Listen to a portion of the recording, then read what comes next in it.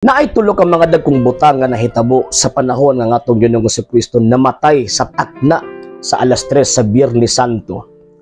Una nga panghitabo gipadayag sa Dios ang iyang way kinutubang kaluoy sa tao, kay pwede na gud niya unta nga di niya luwason ang tao pinaagi ni anang maong paagiha apan iyang gisubmit ang iyang kaugalingon sa maong paagi tungod sa pagtuman niya sa kabubuton siyang amahan ug tungod sa way kinutubang gugma niya sa tao. So nag-anto siya, gikulata, tawag ining gipaagas ang dugo, gikoronahan og tunok, gilatos ug uban pa. Dili kini igsapayan kaniya kay lagi tungod sa gugma ug kaluoy niya sa tao. Gusto niyang luwason sa nianang maong gitawag og paagiha. Number 2 nga panghitabo sa after sa alas 3 sa hapon, gitagaan og pahimug-at sa tuang Ginoong Jesucristo ang misyon sa simbahan nga gitukod niya. Kay pinaagi ni ining maong pagkabugto siyang ginhawa, gikumpleto niya ang iyahang simbahan. Tungod kay dili magpulos ang mga balaod ug mga doktrina kon ang maong mga balaod ug doktrina nga iyahang gisilsil iyang gitisok ni ining maong simbahan na dili paagasan sa iyang dugo. So gipaagasan gid niya o sa iyang kaugalingong dugo aron manaa kini pulos sa mga tawo nga mudawat niini ug si bisan kinsa nga mudawat niini makabaton og kaluwasan. Mo nang hinungdan nga nihunong na ang function sa mga Hudiyo isip administrator sa pulong sa Dios sa hinungdan nga kung saan pa ba si Kristo na ang katapusan sa ilahang function.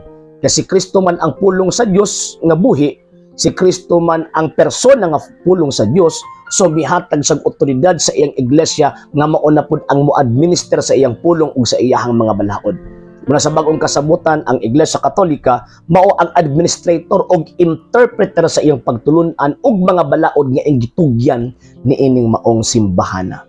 Ikatulo nga panghitabo, paghatag og dako nga responsibilidad sa ato ang inahan Santa Maria nga mamahimong inahan sa simbahan ni Ginoong Jesucristo. Sa pagsulti sa Ginoo, inahan tan-awa ang imong anak o babay tan-awa ang imong anak. Nagpasabot nga gitagaan niya og responsibility ang mahal nga birhen nga manggama ni ining maong simbahana isip inahan ni ining maong simbahan. Tungod kay sa inahan man ni Ginoong Jesucristo, malang dako kayo itong pagtahod sa mahal nga birhen.